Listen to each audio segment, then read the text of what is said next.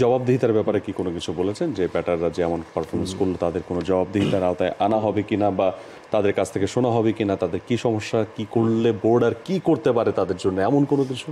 হ্যাঁ, অ্যাবসলিউটলি। এই ব্যাপারে তিনি বলছেন টিম যে রিপোর্টটা আসে, আমরা জানি টিম ম্যানেজমেন্ট প্রতিটা ওয়ার্ল্ড কাপের পরে ম্যাচ বাই ম্যাচ একটা রিপোর্ট দিয়ে থাকে, সেই রিপোর্টটা এখন অবধি হাতে পাননি, যেহেতু কোচিং প্যানেল এখনো দেশে রিপোর্টটা আসার পরে বোর্ড যে স্টেপ নেয় যেটা মানে সংবাদকর্মীরা আর কখনোই জানে না।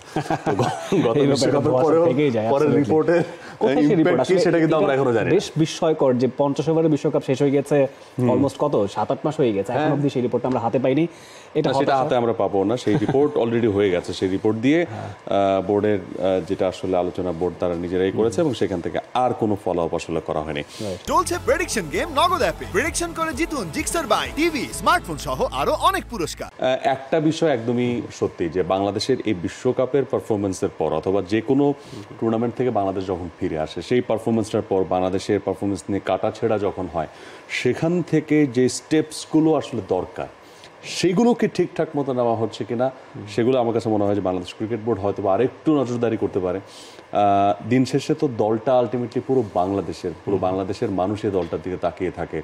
যেই জায়গায় প্রবলেম থাকে সেগুলো যদি সলভ না হয় নেক্সট বিশ্বকাপের আগে, তাহলে ওই মিটিং, রিপোর্ট অথবা জবাবদিহিতার জায়গাটা কোথায় থাকে, কত দূর থাকে, মানে এখান থেকে ডেভেলপমেন্টটা কি? আমাদের কথা হচ্ছে যে আমরা তো কিছু কম্প্যারিজন তো আমরা করবো, হ্যাঁ ঠিক আছে, আপনার নিউজিল্যান্ড বাদ, পাকিস্তান বাদ, শ্রীলঙ্কা বাদ, সেটা কম্পেয়ার টু দেম আমি যদি স্যাটিসফাই হয়ে যায় যে না আমি স্যাটিসফাইড, কিন্তু আমার কি ওই আফসোসটা লাগে না যে আমি সাউথ আফ্রিকার সঙ্গে আমি অল্পের জন্য হেরে গেলাম, আমি 12 ওভার 1 বলের ইকুয়েশন মিলাতে পারিনি, ওই জায়গাটা আমাকে কিভাবে টিউন করা দরকার, ওই ডেভেলপমেন্টটা আমার কি করা দরকার? আফগানিস্তান সেমি খেলতে পারে, আমরা কেন পারলাম না?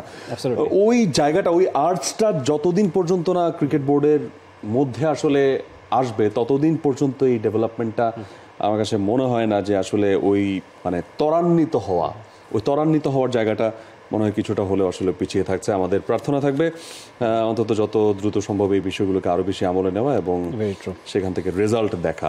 For more updates, subscribe to our YouTube channel and click on the bell icon. Follow us on Facebook and Instagram.